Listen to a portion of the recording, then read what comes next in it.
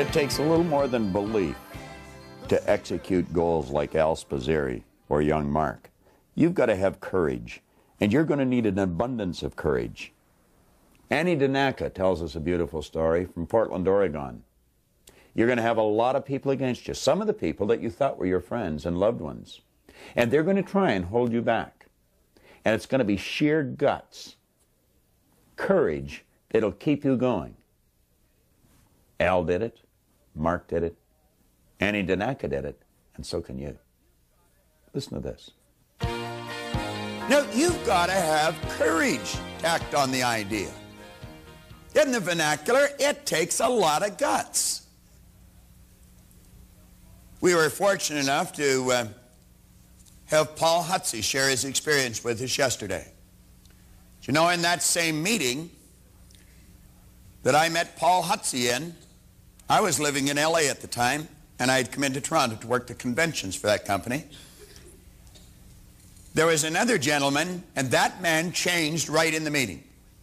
He changed right in the meeting. He went back. He lived in a neighboring town to Paul. I believe he was in Hutchinson, Kansas. At that time, Paul was in Wichita.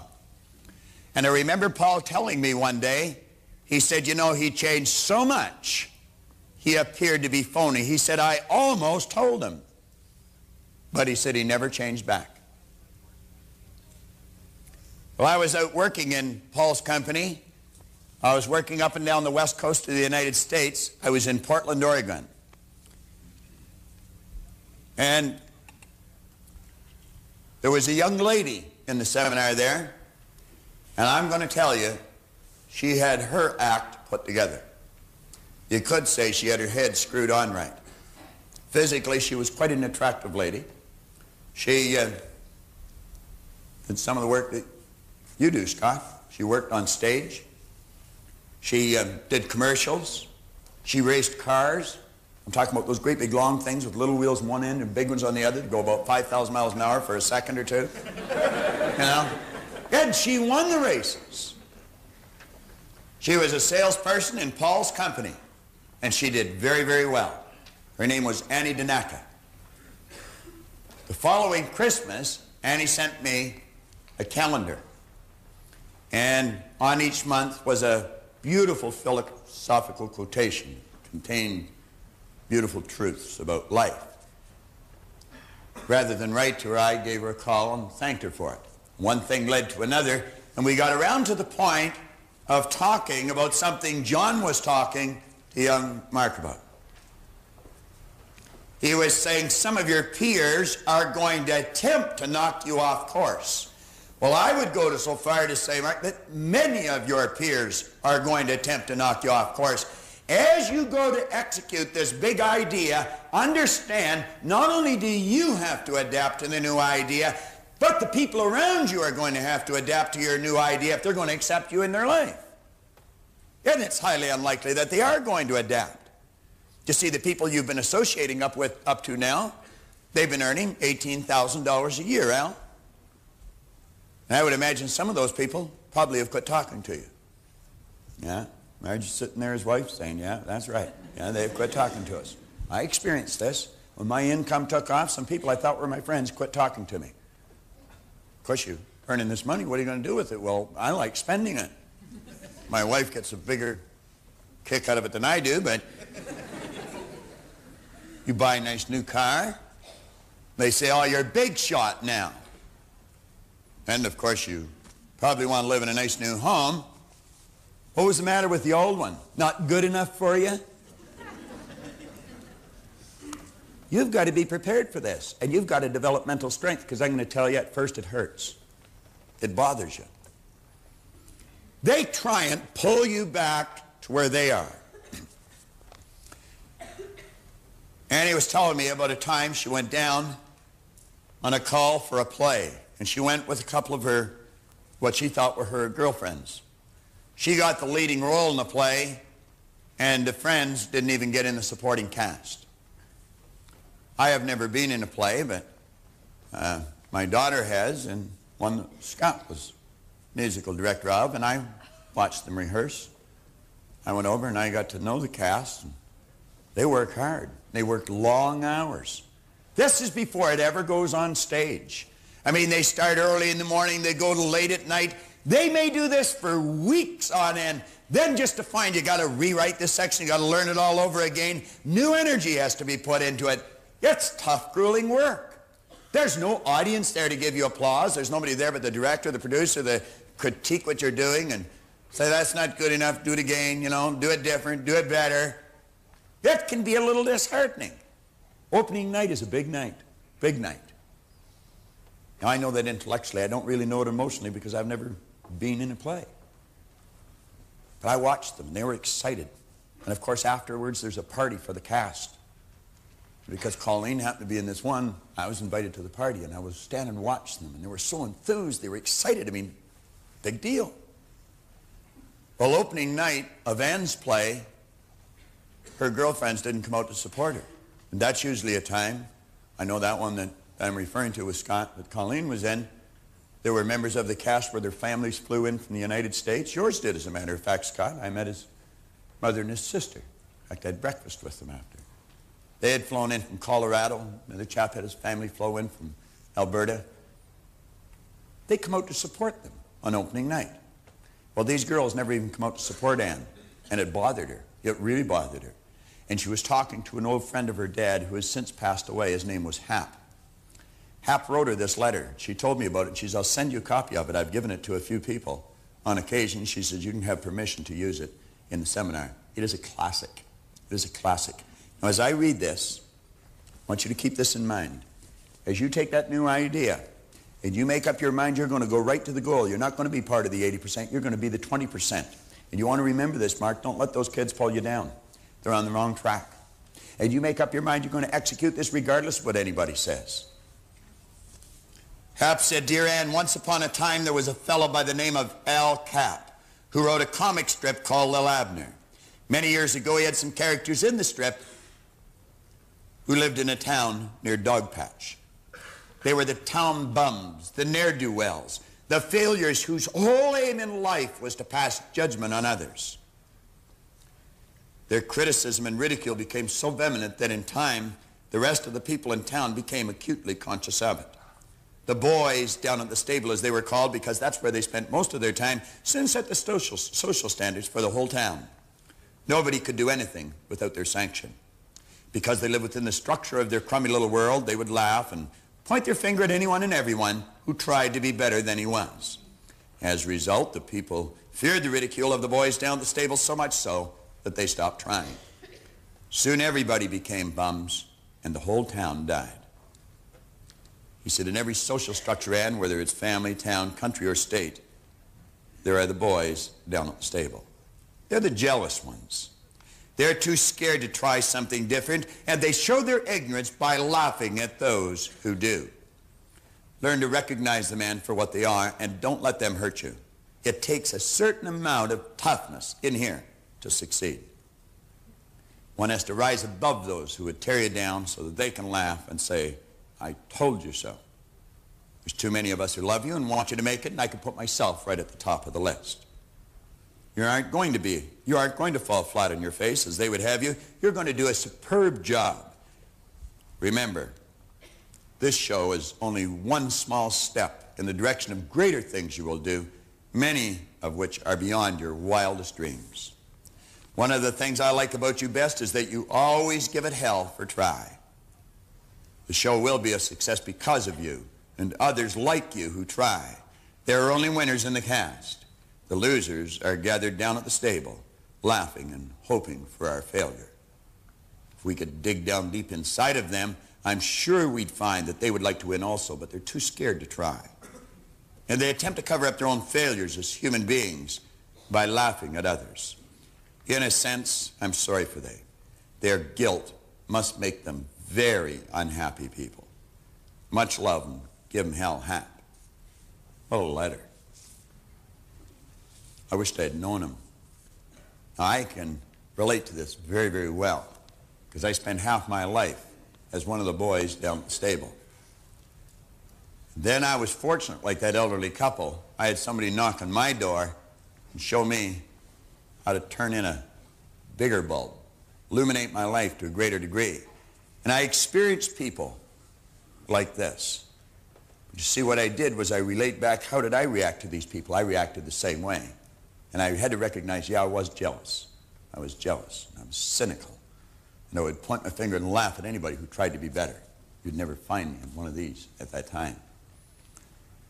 Now, this idea and expectation that John was referring to,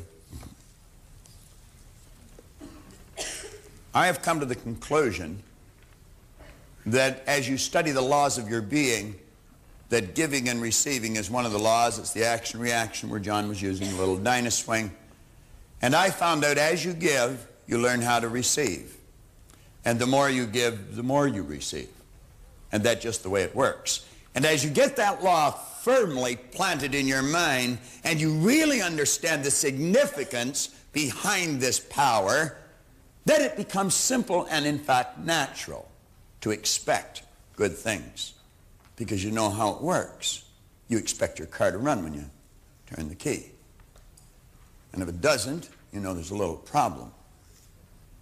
And if there's a signal comes to you that there's a problem, let's say a red light goes on in the dash, you don't take a screwdriver and knock the red light out of the dash and keep driving.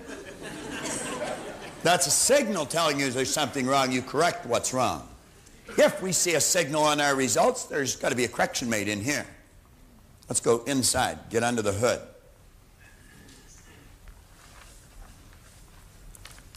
As I mentioned a moment ago, we were fortunate enough to have Paul here yesterday. I'm going to ask Paul to come back down here. Now,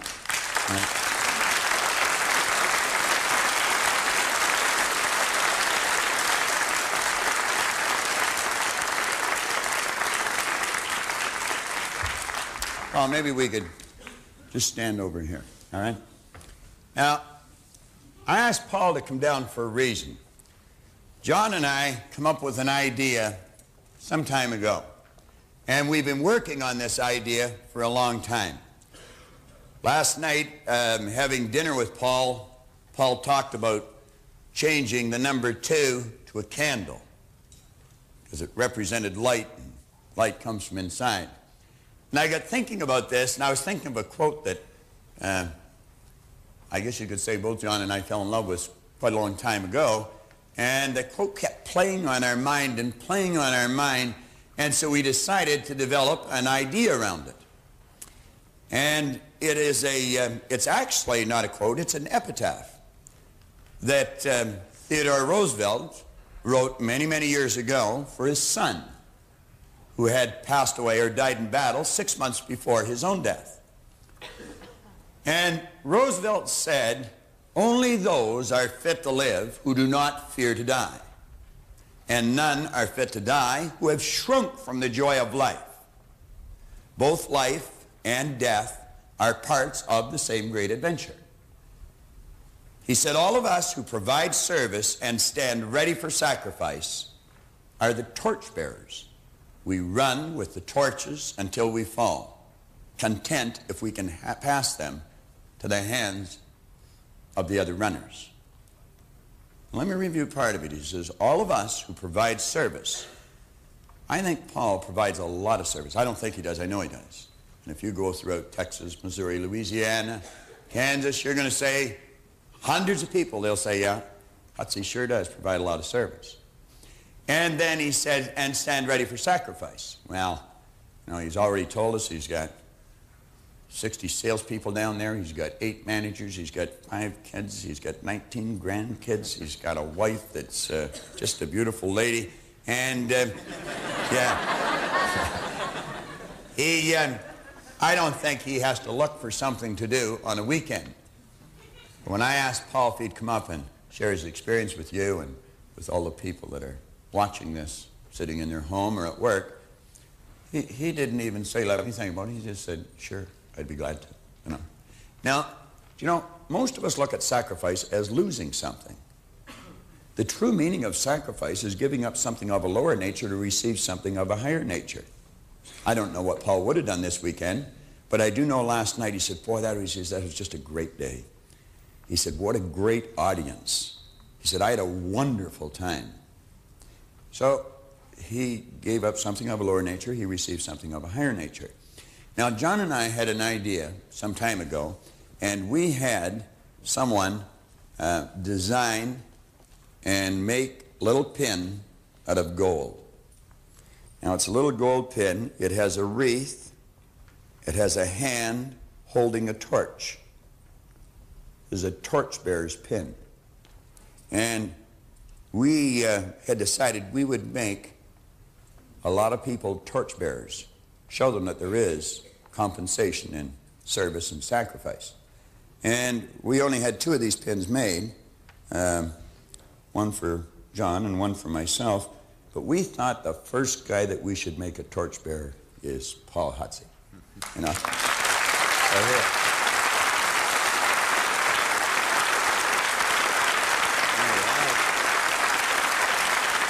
Thanks, Bob. Thanks a lot. Give me a hand.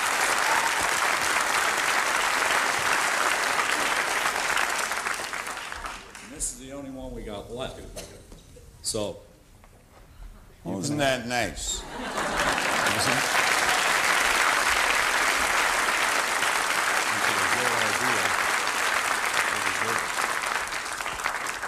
See how fast you get it back when you give it out? And I'm going to tell you, that was spontaneous. We were talking last night, and I said the only time you give is when you don't think about it. It's just automatic. It's got to be spontaneous. If you have to think about it, you're trading. I know that John didn't even know I was going to do that. We talked about making Paul the first torchbearer, but he didn't know I was going to do that then, nor did I know he was going to do that. Now, you get locked into this idea. What you want to do is fall in love with what you do. The results you get are the compensation you receive for what you do. Now, there's a difference between expecting something and wanting it. Don't see this as a difficult task. On page 33, what I want to suggest you do is take and write down the left-hand side of page 33, about every third line. Put family life right at the top on the left-hand side. Right on the left-hand side of the page down here, on the first line, put family life. Drop down 2 or 3 lines, put social life. Come down 2 or 3 more lines, staying on the left-hand side, put business life. Come down a little further and put income. Come down a little further and write health. Now, they're just some suggestions of areas of your life. I want to suggest you pick out some more and then ask yourself, have I just been wanting these because wants are here in the consciousness? Expectation is in here. And you can want things, you can see them, and you can have them in your consciousness. If you don't plan them in here, you're not going to get them. And I want you to take some time and really think about that.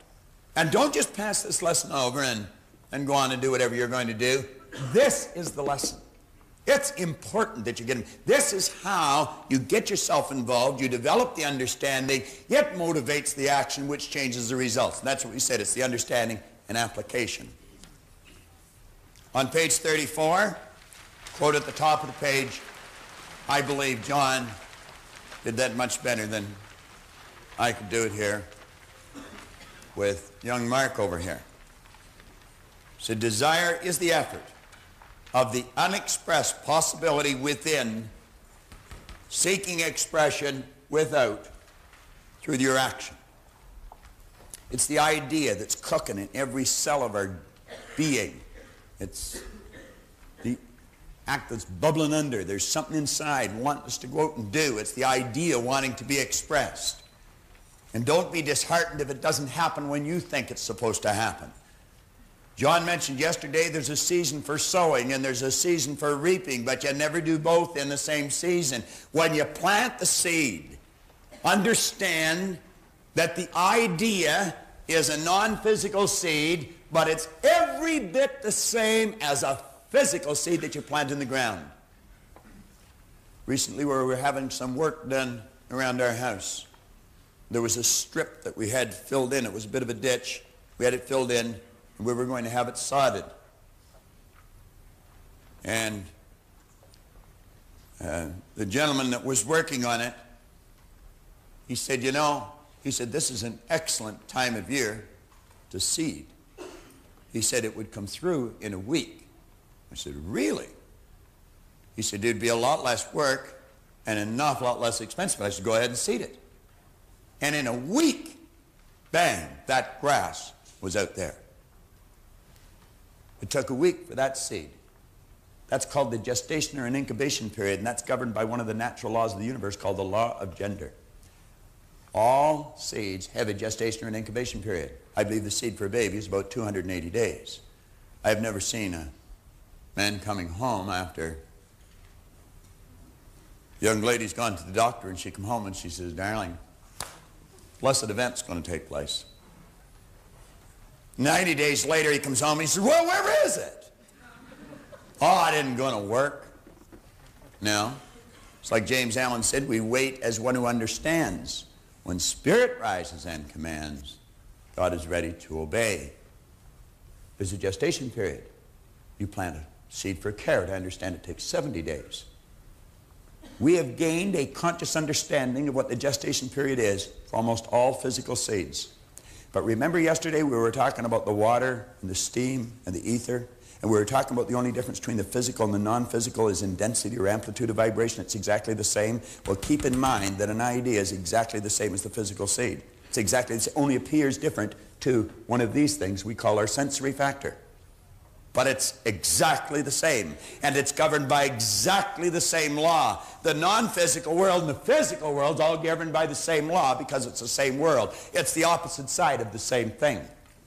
But you cannot see that with your sensory factors. You've got to see it with an inner eye of understanding. On page 34 we say, in other words, your idea, your dream or goal can only be desired once it has been properly planted in this creative universal intelligence. And we suggested how you do that. You do that through constant spaced repetition, and you do it in a totally relaxed state.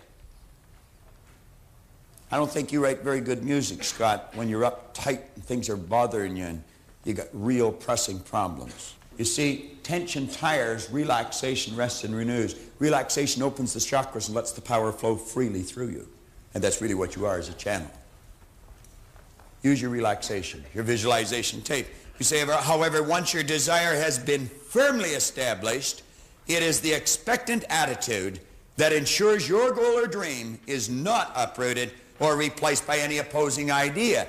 You see, when you understand how this power works and your conscious relationship to it, you're not going to be knocked off track by circumstance because you are expecting the right thing to happen. Like Paul Hutsey said, he said, I found the 10-acre lot because I was looking for the 10-acre lot. Most people don't expect it.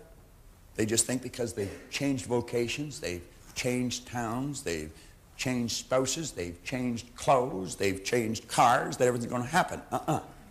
You don't change the kitchen by painting the outside of the house. If you want your results to change permanently and dramatically, you got to change them inside. Now we're on page 34. Therefore, it is imperative that you understand the following 3 points from Genevieve Breran's phenomenal book, Your Invisible Power, John was working with earlier.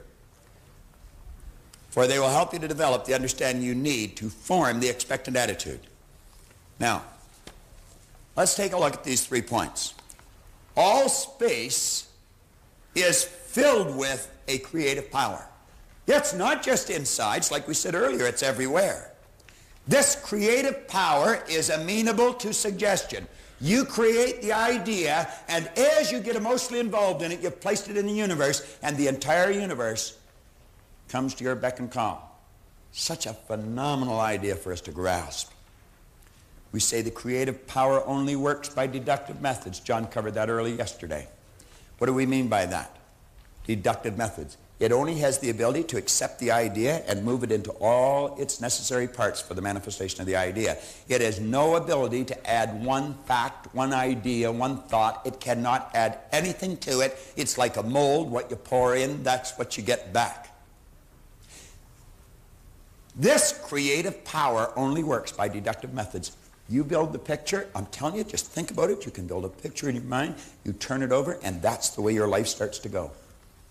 The same way the architect designs the building, the same way you design how your table is going to be set, the same way you design how to make that dress, the same way you design how to make that table, the same way Paul designed the way he wanted his house, you can design your life. All aspects of it. And it works by exactly the same law. Now, Thomas Troward in his writing emphasized this last point because it implies that the action of this ever-present creative power is in no way limited by precedent or what has gone on before. What do we mean by that? Well, I'll tell you exactly what we mean by it. Your present or past results have absolutely nothing to do with what's going to happen from this point forward. Now, that was the point that Roy Stanford drilled into my head. You see, I kept thinking, well, gee, I'm such a mess up. You know, I've done everything wrong up till now. I'm 26. I'm broke. I'm not happy. Everything was wrong. He said, Bob, that's all in the past. He said, every moment is a new moment. We shouldn't condemn ourselves. And he said, what you were yesterday, you paid for. What you are today, you decide upon. That's exactly what Troward's saying. This power in no way is limited by precedent. Even in a creative state, we sometimes don't understand that. Do you know why airplanes, right up to today almost, have wings on them? Because birds have wings. Birds fly. They have wings. If you're going to get a plane to fly, you got to put wings on it. Do you? No. We've got planes flying without wings today. You know why? Never did need wings. But you see, the thinking was, to a degree, limited by precedent. Birds fly with wings. Planes have to have wings. Planes do not have to have wings. You're creative. If you can visualize it, you can do it. It doesn't matter what it is. That's what Hill said. Anything the mind can conceive and believe, it can achieve. He said, in other words, this universal creative power creates a creative direction from the idea or image that you impress upon it. It's just sitting there and it's waiting and saying, whatever you ask for, I'll give you. Before you speak, I'll hear. Now, is that just a nice little piece of scripture? Before you speak, I'll hear. Well, let's analyze it from a logical point of view. What precedes the spoken word, the thought? What's the thought set up? It sets up the vibration. What does this work by? By vibration, movement. See, one of the laws of the universe is vibration. Everything vibrates, nothing rests. Everything from the electron to the universe is in a state of movement. Before you speak, I'll hear. Sound of God evolves around the law of vibration. I don't know if the book you've got has nothing on the next page, but my page is blank. If you want to take and number the next page, both sides of the next page, would you take and number that?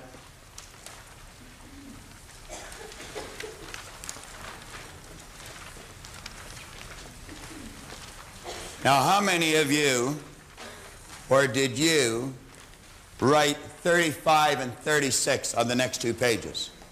Why? Why'd you do that? Do you want to know why you did it? Because it seemed the most natural thing in the world to do. Because there was nothing on it. On one side it says 34, and the next one said 37. So this has to be 35 and 36. You could have put 16 and 102 if you wanted. There was nothing on the page. Nothing. And you know that's exactly the way your life is every day? Blank. Nothing there. Put on it anything you want. You don't have to let what's on the previous page determine. You don't have to let what somebody tells you is coming determine. You can put anything on it you want. You got a clear sheet. You have right now, Mark has, I have, John has. Every one of us has. Now, grasp that.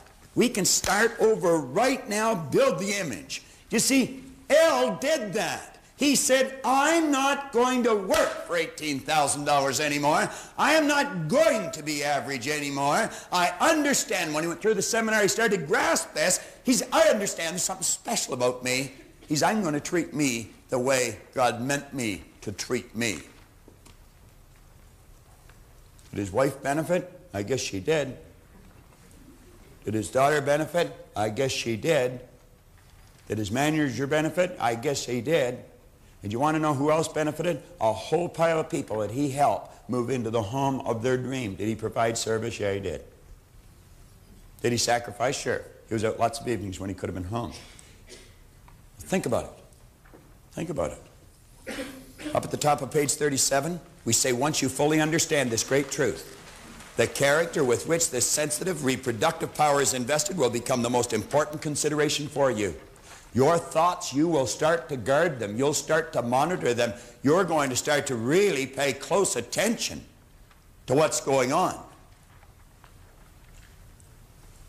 See, once you become aware of this truth, that the universal creative power can only be what you feel and think it to be, it will become eager and willing to do your bidding. Say this understanding will enable you to be filled with the expectant attitude, and to expect the materialization of the image will become most natural for you.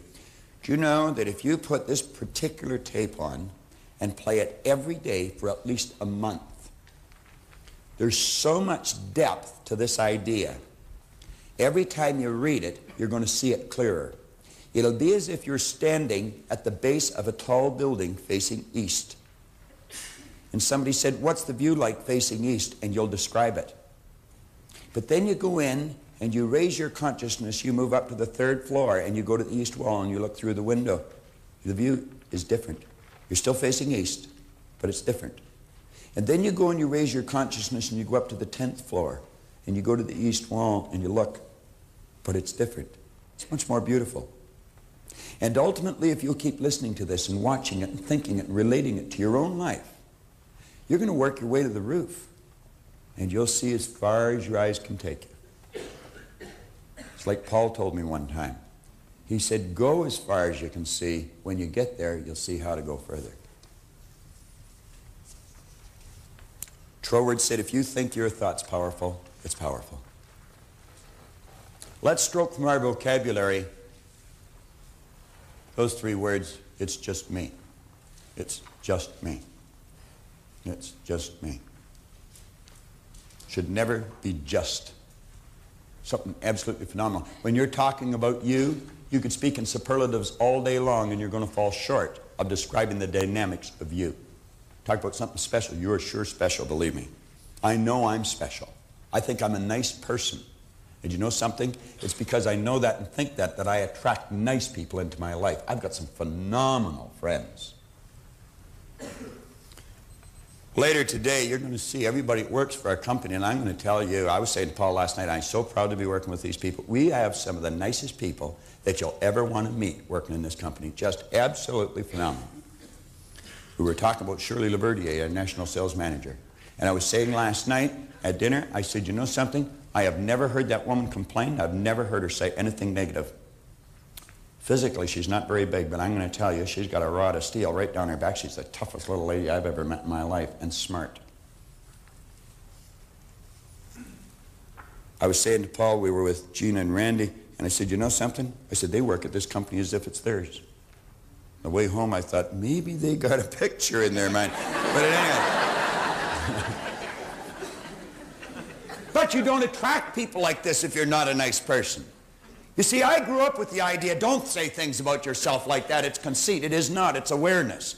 If you don't love you, how are you ever going to love anyone else? I'm not talking about conceit. I'm talking about a heightened awareness of what we're really like.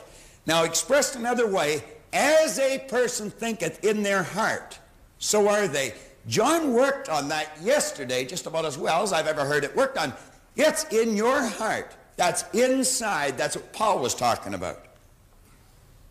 Universal creative power can no more change this law than an ordinary mirror can reflect back to you a different image than the object that you hold before it. But remember, as you think does not mean as you tell people you think. Boy, there's a lot of people who got that mixed up. It doesn't mean as you tell people you think, or as you would wish the world to believe you think.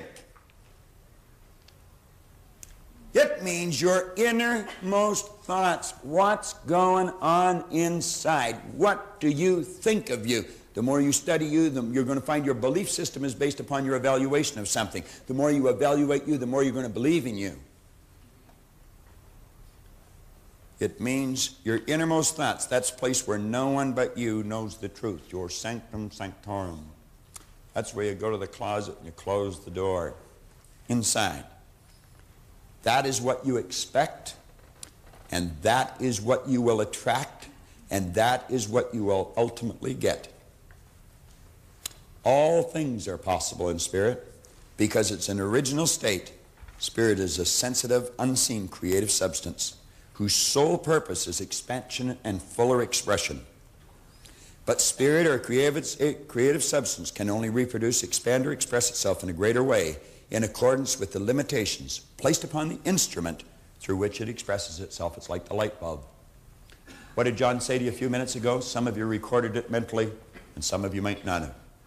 He said, don't expect God to do for you what God can only do with and through you. Powerful line. How did he get that so deeply sunk? Because he sat where you're sitting and he wrote it over and over and over and thought about it over and over and over and worked with it over and over and over. It doesn't just, it's the way it works. The non-physical creative substance, spirit, flows to and through the seed and expresses itself in its polar opposite physical form, namely the plant or the tree. Now, I want to take a minute. We are running a little late, but take a look at the third paragraph from the bottom of page 37. Spirit can only express itself through the medium of an acorn in accordance with the limitations placed on the acorn. And the medium of the acorn is limited by the pattern plan or the nucleus in the seed. Now, I want you to really think. I want you to imagine that that's an acorn. That acorn is not solid.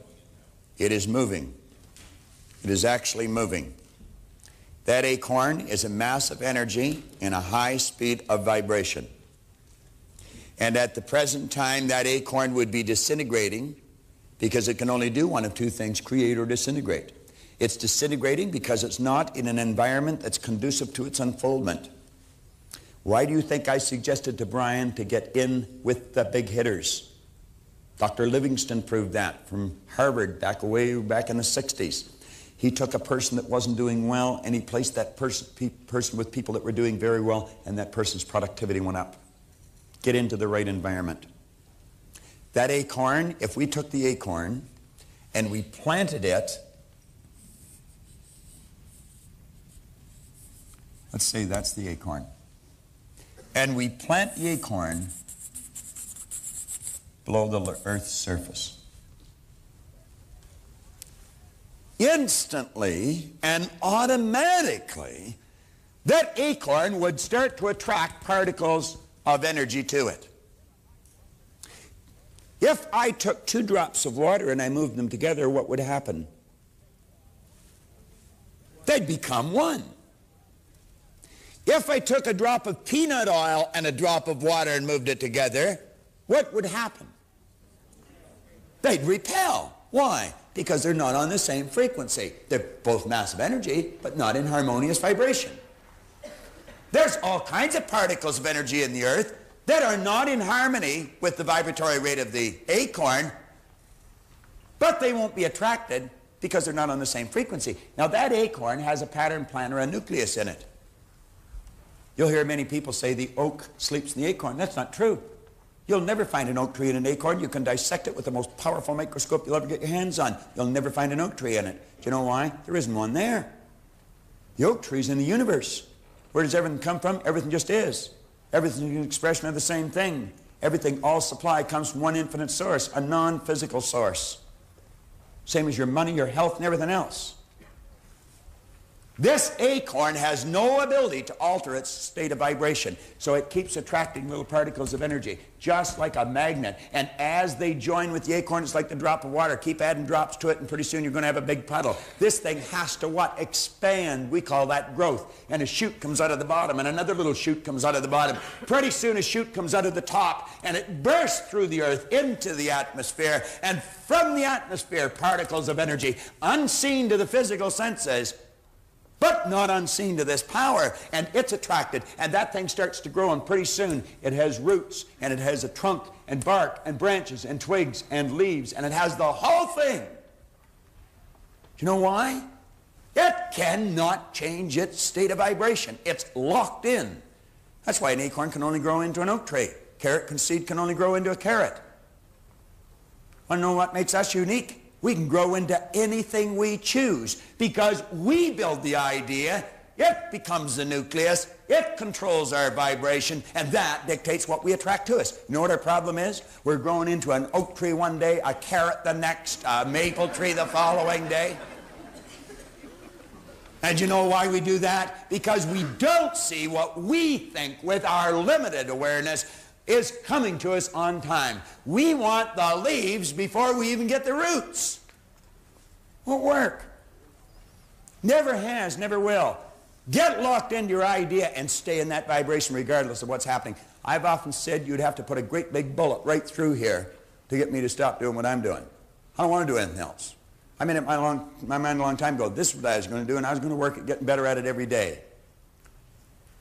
Lock into something. Find something you love to do and dedicate your life to it.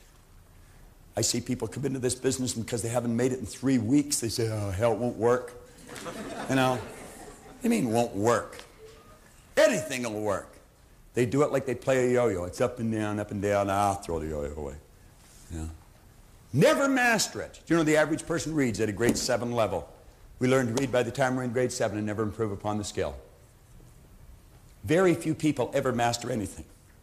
I want to suggest that through the repetition of listening and looking and watching this, you're going to master whatever you love to do. Go and do it. Get the courage to step out and do it. On page 38, Genevieve B. Rand said, when your understanding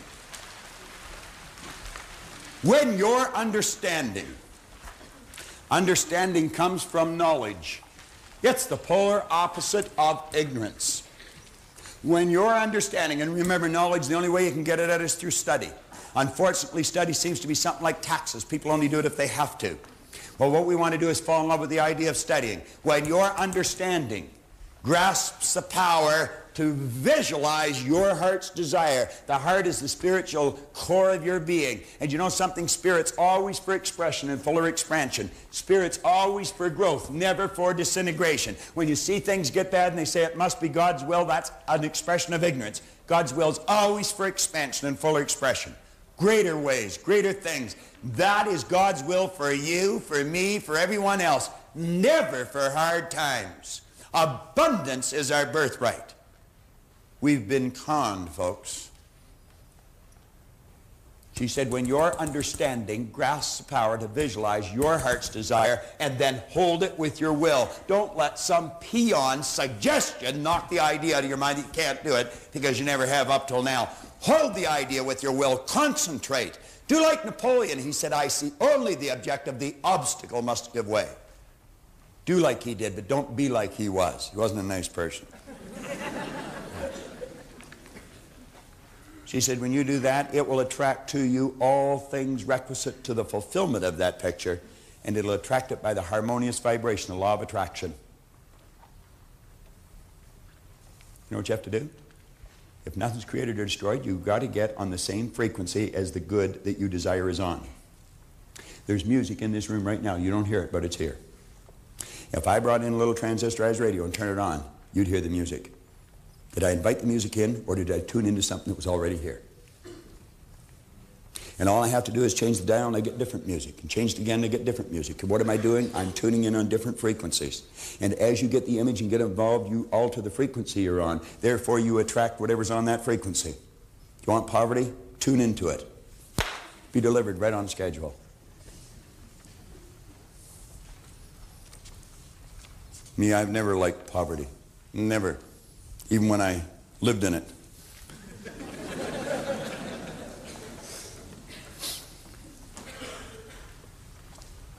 Now the rest of page 38 is pretty, well, self-explanatory. You fill it in, but make sure you fill it in. On page 39, there are 3 lessons here, or 3 concepts. It'll take in whatever John's explained and what I've explained. 3 certain steps for prosperity in all areas of your life. On page 39. Number 1, build the image. That's plugging in the bigger bulb so that you can illuminate your life in a greater way. Turn it over to Spirit. Turn it over to Spirit. Let go and let John. Let go and let God. I was thinking of John as I was saying that.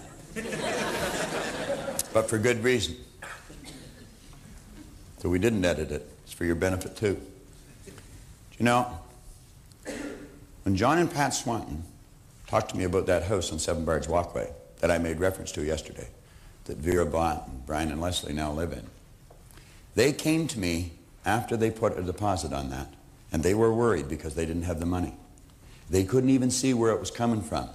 And I used that quote of Genevieve B. Rand's. I said, believe it's coming and it'll come. Just let go and let God.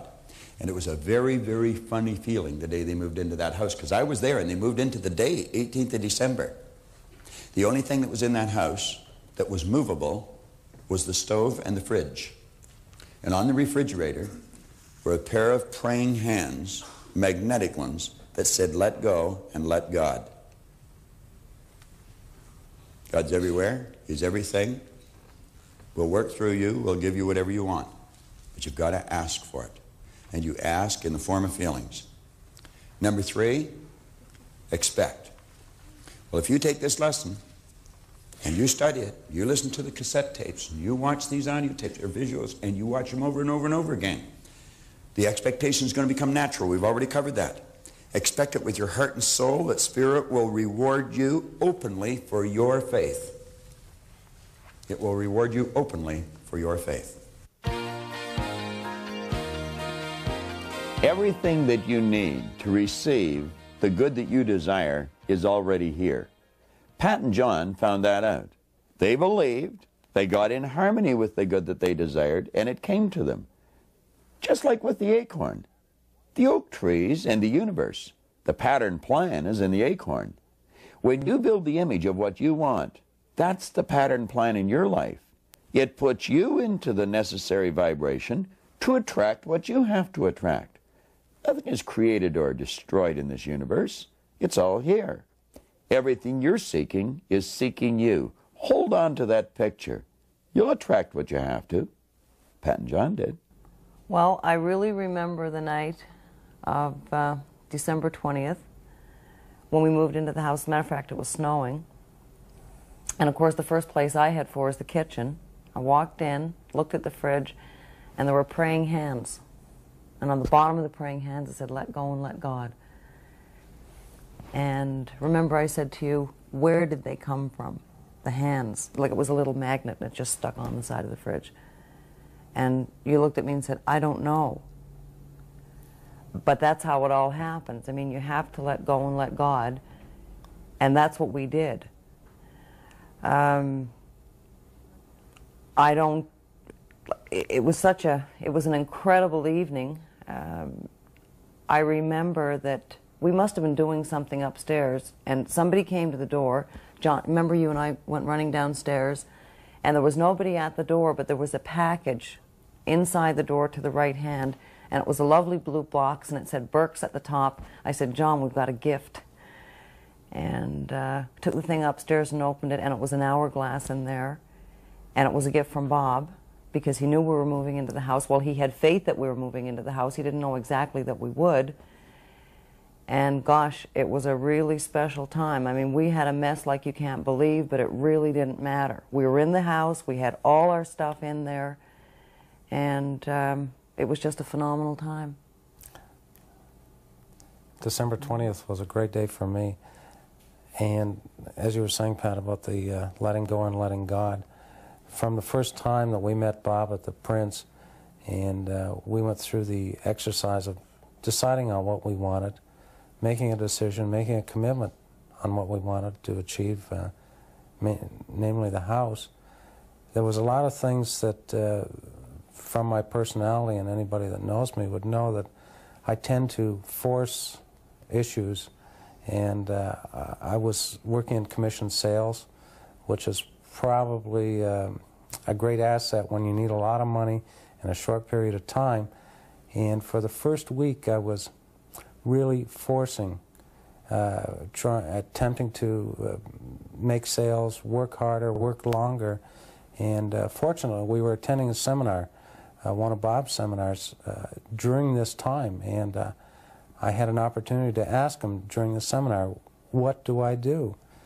And Bob just looked at me and he said, let go. Let God. Don't force it. Just allow it to happen.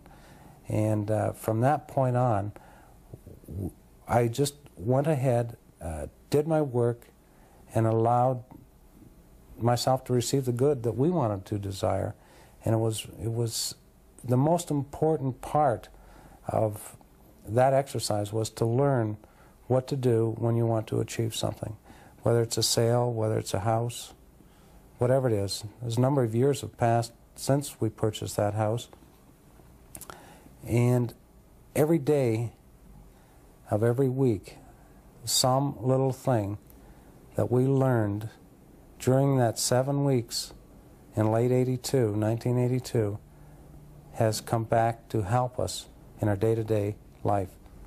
And it's been important to both Pat and I. It's been important in our relationship. It's been important in building our financial stability that we have today. We feel that what we've learned has helped us achieve everything that we have now. And we had to let go and let God to achieve that. And we still do. And we still do. Now, we've covered this concept of expectation and expecting abundance. What we really want to do is raise our level of awareness so the expectation becomes a natural state for our mind to be in. And we've already mentioned that expectation is a mindset. It's a mental state. And you're going to find that that state comes to you with an increase of awareness.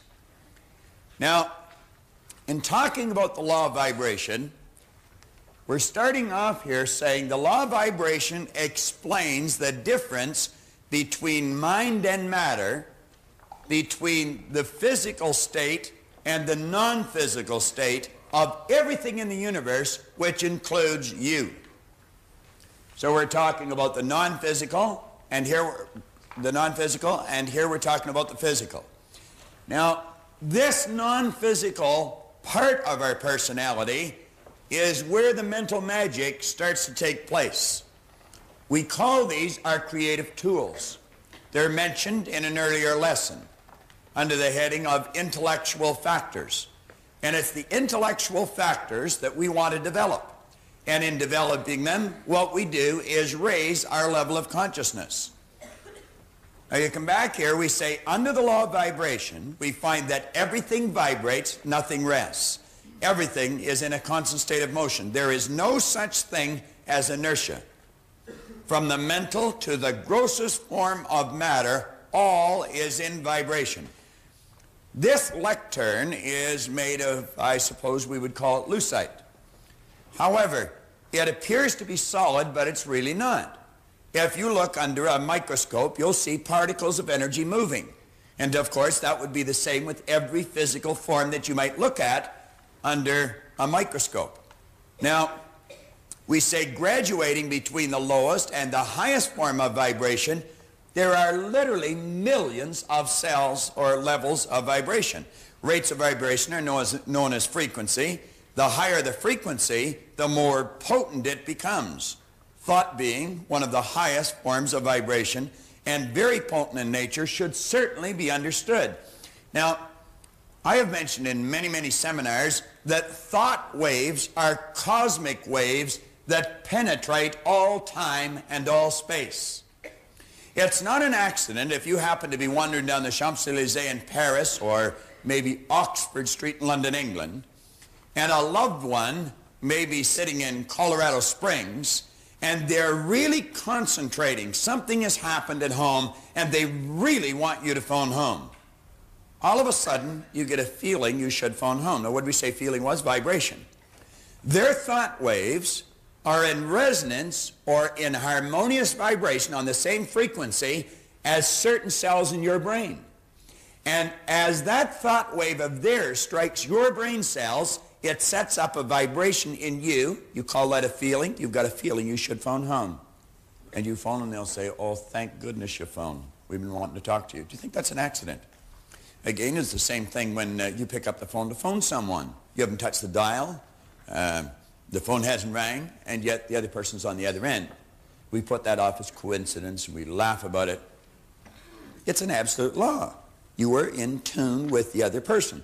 Now, we started out yesterday morning with a glass of water. In the earliest lesson, we were coming under and talking about these three parts of our personality, and then we related it to energy. I held up a glass of water, and I said, in the state of vibration it was in, the energy was called water. Then we talked about heating the water. We called the same energy steam. It wasn't water any longer. And then we continued to heat the energy, and then we called it air, ether, or gas. It was the same energy. Now, let's let these lines here represent levels of vibration, or we could refer to them a different way, levels of consciousness. Now, we're going to take this bottom line and make it a little heavier. We'll put a couple of arrows on it. And then we will write the word self. Now, I would suggest that in your exercise book, on the opposite page to the law of vibration and attraction, that you make a drawing like this. Now, underneath, we'll write the word simple.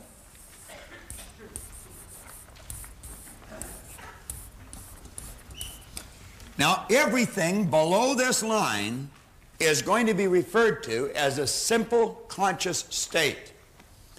This line is referred, and everything above, as a self stage of consciousness.